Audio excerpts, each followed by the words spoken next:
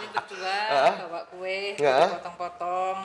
Sebelum bapak saya sendiri kue dipotong, masukin kantong kresek itu, naik sepeda motor dari satu toko ke toko yang lain, dititipin.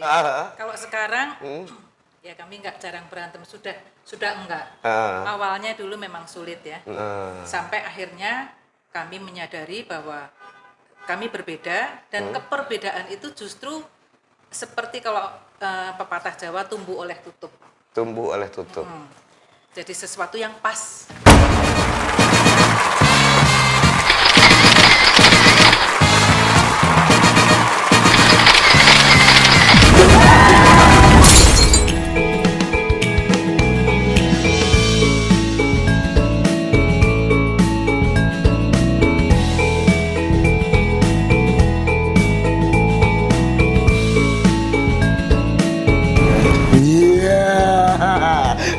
Yo, what's up yo wanita wakacau Duh Gusti. Jumpa lagi dengan saya Bayu Prakoso, Brand Manager Milenial di podcast Papi Bayu.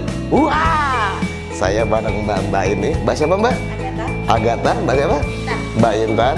Kita akan wawancarai bosnya mereka berdua, owner dari Bika Ambon Ya Lariso.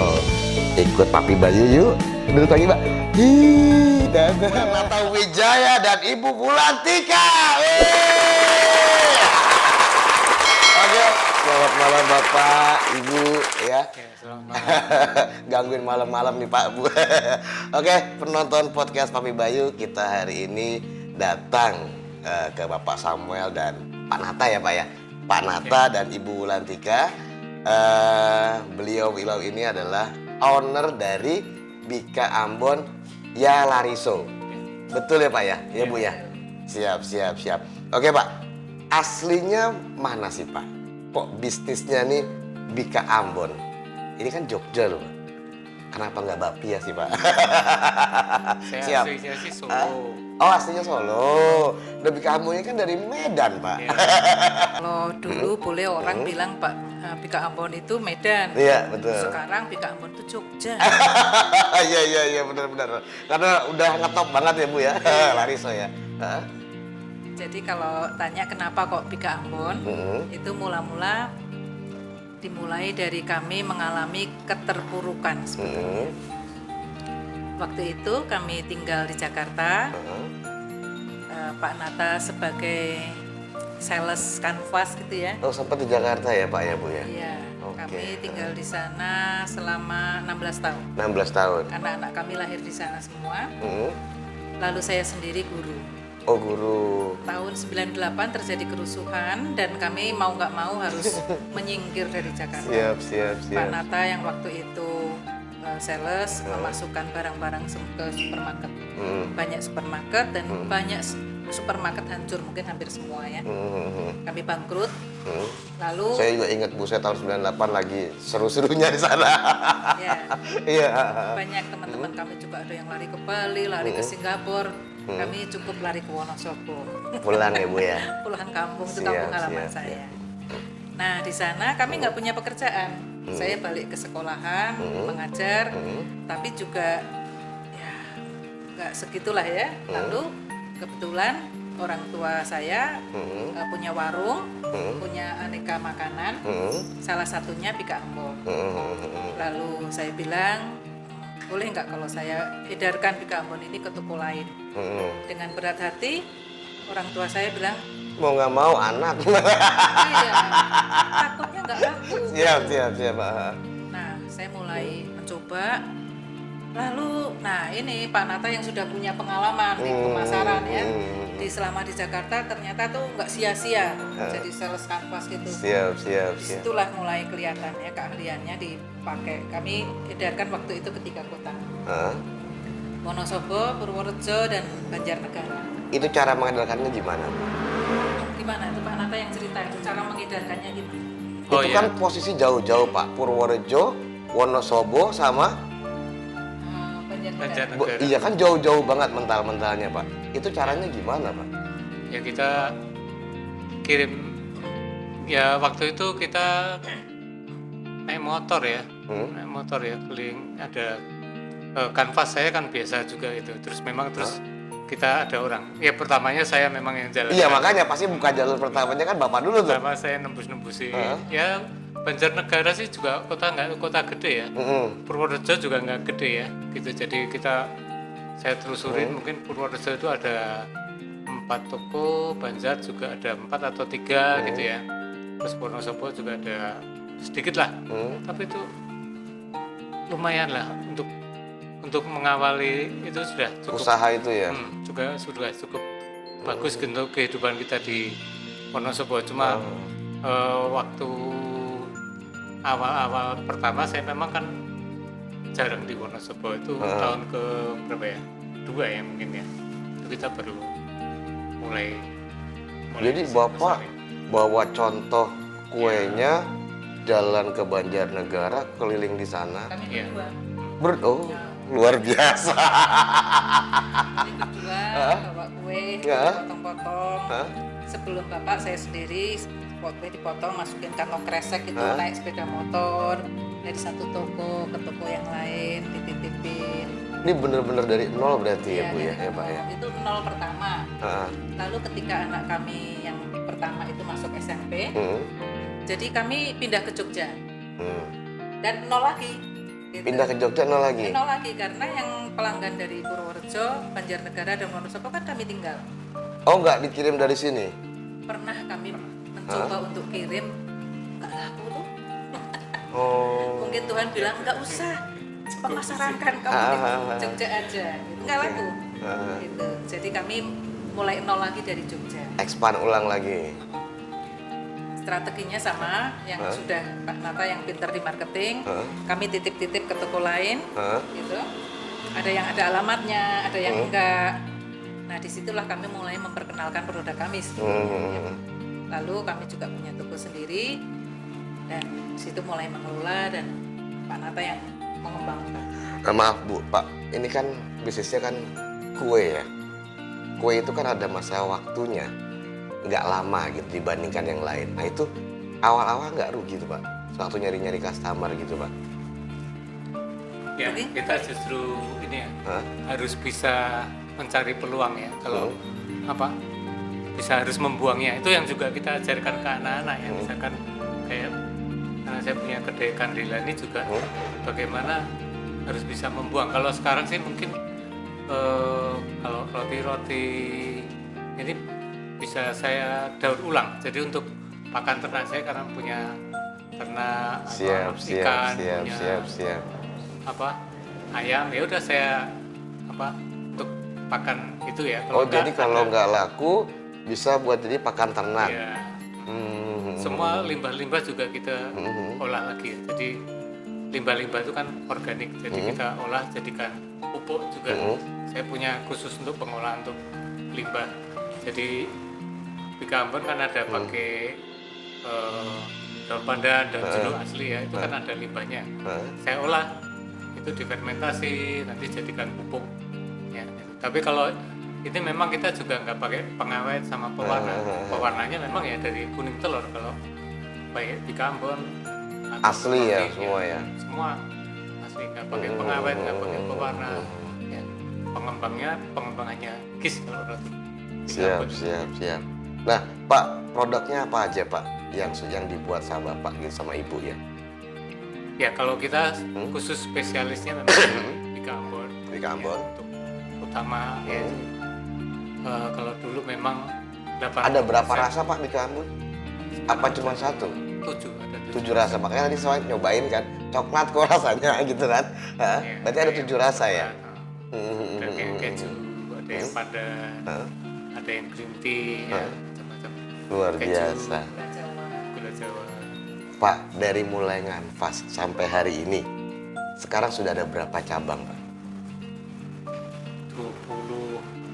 24 atau 25 mungkin. 25 cabang. Seperti ini semua, Pak? Ya, rata-rata. Apa ini yang paling kecil gitu? Rata-rata begini, kita karena memang pangsanya di middle ya. Oh, middle ya? Jadi marketnya ya? Ini aja, jadi supaya orang tidak terlalu takut ya. Takut untuk masuk ya Pak ya? Bener siap. Dan memang kalau roti-roti saya memang pangsanya kan memang banyak mahasiswa, menengah murah, padahal ini bahannya enak lah. Bagus lah, bahannya berkualitas. Siap. Berkualitasnya. Untuk bocoran sedikit nih, kami adonan roti itu terigu 1 kilo, itu telurnya 7. Terigu 1 kilo, telurnya 7. Kuning telurnya. Telur saja. Biasanya itu rata-rata hanya 4 atau 5. Siap. Kenapa kok kami berani 7? Dan harganya murah, itu yang paling murah 2.800. Karena kami kepengen roti itu tetap enak, bergizi, lembut, tanpa pakai pelembut yang lain. Jadi alamiah. Oke, Pak, Bu, ini kan pasangan pengusaha nih, ya kan ya. Kita jangan kerja bareng ya, Pak ya, Bu ya. Ngobrol-ngobrol di rumah aja sering berantem, Pak. Nah, ya kan? Nah, Bapak sama Ibu gimana, Pak? Kalau pas dalam kerja, pembagian tugasnya gimana? Terus sering ini solusinya gimana, Pak? Saat berantem? Ya, berantem pasti ya. Mungkin bukan cuma sedikit. Kalau sekarang, ya kami nggak jarang berantem. Sudah enggak. Awalnya dulu memang sulit ya. Karena tipe saya dan tipe Pak Nata itu berbeda. Ketika orang berbeda, mungkin sekarang kita bisa bilang, loh itu pas untuk kerjasama. Tapi untuk awal sungguh sangat sulit. Gitu. Ya kami banyak berantem memang awal-awalnya. Walaupun awal sekali kita membangun usaha, kita nggak peduli siapa yang memimpin, siapa yang dipimpin, pokoknya apa yang kami bisa kerjakan dengan sekuat tenaga. Lama-lama ketika itu mulai kelihatan, mulai ada beberapa toko, jadi kan mungkin merasa, oh ini karyaku, ini aku, gitu kan ya. Nah disitulah mungkin banyak berantemnya. Sampai akhirnya kami menyadari bahwa kami berbeda dan keperbedaan itu justru seperti kalau pepatah Jawa, tumbuh oleh tutup. Tumbuh oleh tutup. Jadi sesuatu yang pas. Ya. Kalau tumbuh tanpa tutup ya kurang pas. Tutup tok ya nggak bisa untuk apa-apa. Jadi tumbuh oleh tutup itu sesuatu yang pas. Gitu. Setuju nggak gitu Pak Nata? Setuju pada berantem lagi. Iya. Dikunciin tuh Pak. Istilahnya juga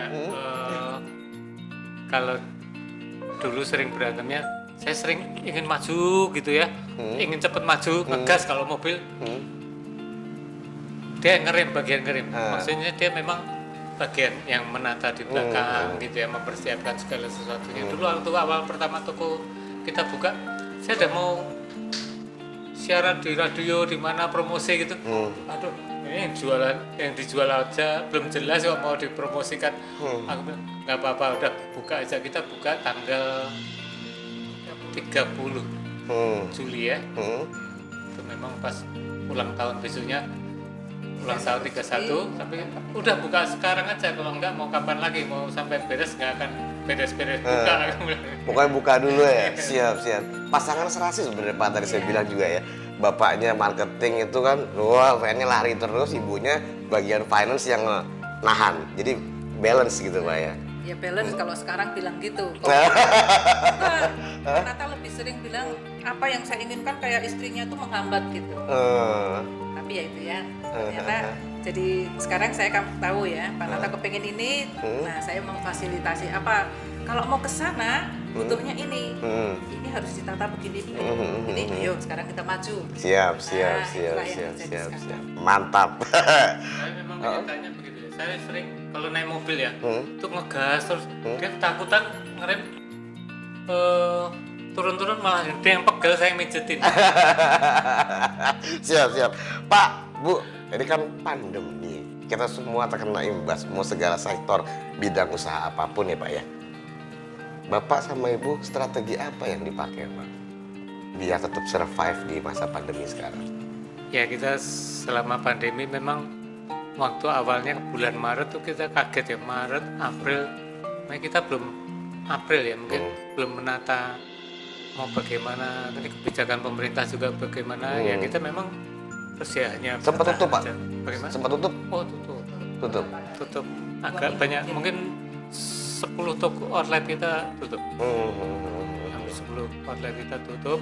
Luar kota juga tutup, sampai sekarang yang Semarang kita juga tutup ya. Semarang dan Semarang kita tutup ya, karena operasionalnya terlalu besar ya. Jadi kita ya kita sampai sekarang ya memang bertahan untuk, tapi memang banyak pelajaran yang kita ambil ya Pak. Karena nggak ada yang siap ya Pak dengan kondisi ini ya Pak ya. Siap. Oh ini harus diperbaiki, ini harus diperbaiki. Kita produksi pun juga begitu, oh banyak diperbaiki. Untuk kita belajar untuk nanti kalau sudah siap normal lagi ya. Maju lagi. Siap. Oke, arti kesuksesan untuk Pak Nata dan Ibu. Ya, kalau saya sendiri ya, dulu kalau sukses tuh ya punya uang, punya banyak toko gitu ya. Tapi di situ juga saya memang waktu 2005 apa 2008 ya gitu ya. Kita sudah mencanangkan untuk build to bless. Jadi kita dibangun untuk memberkati. Saya pernah juga ada karyawan yang komplain karena saya keluarkan ya. Mungkin dia merasa tidak nyaman, orang tuanya yang komplain ke saya. Saya agak keras gitu ya kalau sama karyawan dulunya. Karyawan kalau ketemu jadi takut. Nah setelah berjalannya waktu juga tahu pembagian kita mana-mana ya. Saya marketing, Ibu menata bagian belakang, bagian yang ngurusi orang ya, menata orang. Saya juga ikut ketularan, jadi oh kalau orang tuh begini loh. Jadi memaksimalkan orang. Kalau saya supaya sekarang ya, supaya orang bisa bertumbuh, mempunyai talentanya di mana dia berkembang untuk bisa maju ya, bukan hanya sekedar mencari uang, tapi dia juga bisa menjadi berkat bagi orang lain. Itu kalau saya sukses. Luar biasa. Kalau bagi saya arti sukses itu adalah jadi begini, saya punya keyakinan bahwa setiap orang itu diberi bekal oleh Tuhan. Ada talenta, mungkin juga bekal keterampilan apa, atau mungkin apapun lah. Tapi setiap orang pasti diberi bekal. Nah, nyatanya itu nggak setiap orang bisa mengenali, menemukan bekal apa yang sudah Tuhan taruh di dalam hidupnya. Jadi apa arti sukses? Sukses kalau orang itu bisa menemukan apa yang Tuhan taruh di dalam hidupnya, lalu mengembangkannya, mengembalikannya untuk kemuliaan Tuhan dan juga untuk sesama. Nah itulah sukses. Luar biasa. Jadi kalau digandengkan dengan Pak Nata, kami yang alami awalnya memang kami terpuruk, lalu bekerja ya memang kami untuk hidup kami ya. Nah lama kami kemudian mengenali lagi, kami menata lagi apa yang menjadi rencana Tuhan dalam hidup kami. Kami melihat bahwa itulah yang ingin kami lakukan. Orang-orang yang di dekat kami, karyawan itu kami bisa memaksimalkan, menolong mereka untuk menggali potensi mereka dan mereka bisa mengembangkan. Dan menolong orang lagi gitu. Iya, mereka bisa menolong orang. Mantap. Oke, mimpi besar Pak Nata dan Ibu ke depan. Katanya Bapak nih yang punya mimpi, ya. Iya, saya yang menata sampai mimpi. Ya, kalau saya keinginan ke depan ya untuk waktu 2015 saya pengen mengembangkan usaha ini lagi, punya tempat untuk pabrik yang lebih luas ya. Kalau sekarang cuma 1.000, saya sudah persiapkan yang 5.000, tetapi waktu itu izin-izinnya nggak keluar. Jadi saya orangnya nggak mau terus nyogok sana nyogok sini gitu, nggak mau. Jadi ya udah kita tahan dulu ya. Ternyata memang nggak bisa keluar izinnya, ya udah saya kemudian saya persiapkan lagi nih tahun lalu dan tahun ini ya. Tahun lalu persiapkan lagi di Klaten ya, daerah Klaten. Saya persiapkan juga lahan. Sebetulnya sudah mau dibangun itu Juli ini ya, untuk produksi, karena kita memang sebelum pandemi ini 3 shift terus. Sekarang hanya 1 shift ya udah nggak apa-apa, saya terima. Tapi ternyata ya pandemi juga, jadi belum bisa kita laksanakan. Ini sekarang baru ditata ulang lagi untuk apa rencana Tuhan ya. 2 kali saya belum bisa, gagal terus. Istri saya kita kan udah usia segini, kita mungkin perlu menularkan keinginan kita itu ke anak-anak gitu ya. Jadi saya juga harus menata ulang hati saya ya. Sebenarnya masih ada keinginan, tapi selama pandemi ini terus terang saya juga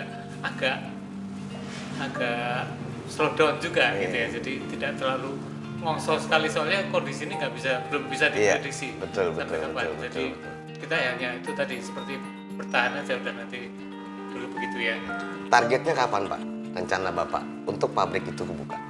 Sebetulnya tahun ini, tapi nanti 3 tahun lagi kemungkinan bisa. Siap, saya diundang ya Pak. Dicatat nih Pak, 3 tahun lagi loh Pak. Siap. Ibu mau Bu? Jadi merapikan aja. Iya. Saya merapikan. Bapak punya mimpi untuk besar gitu ya. Lalu saya mengajak Bapak, ayo kita udah usia segini, saya mengajak Bapak untuk menikmati. Biarlah anak-anak yang meneruskan. Jadi tugas kami adalah menularkan visinya. Supaya Lariso tetap eksis dengan visi yang sudah kami bangun. Jadi tetap ada. Itu yang ya sama lah ya, cuman saya merapikannya. Siap Pak, Ibu. Terakhir ya, pesan-pesan atau quotes ya Pak ya, dari Bapak dan Ibu untuk penonton podcast Papi Bayu. Monggo Pak. Pesan-pesannya atau quotes Bapak dulu ya. Nanti saya bagian. Kalau saya sih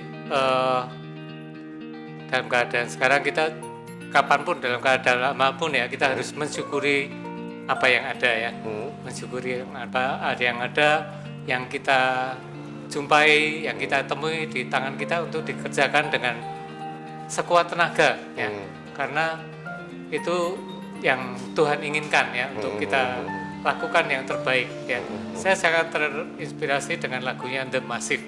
Ya, The Massive, syukuri apa yang ada. Itu yang selalu saya dengungkan juga untuk seluruh karyawan saya sekarang ya. Untuk kita mensyukuri yang ada, lakukan yang terbaik ya, yang dijumpai tanganmu.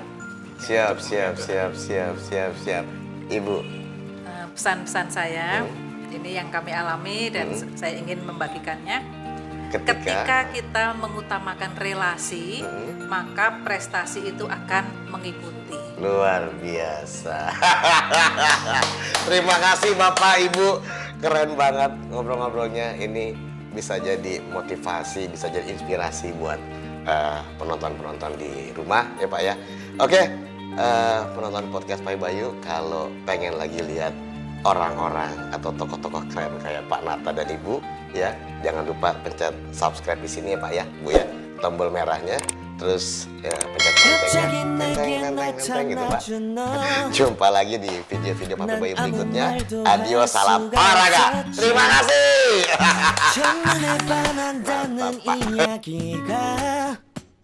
널 보는 순간 이해가 됐어. 매번 야야야야야 불러 널 야야야야 내 맘을 고백하려고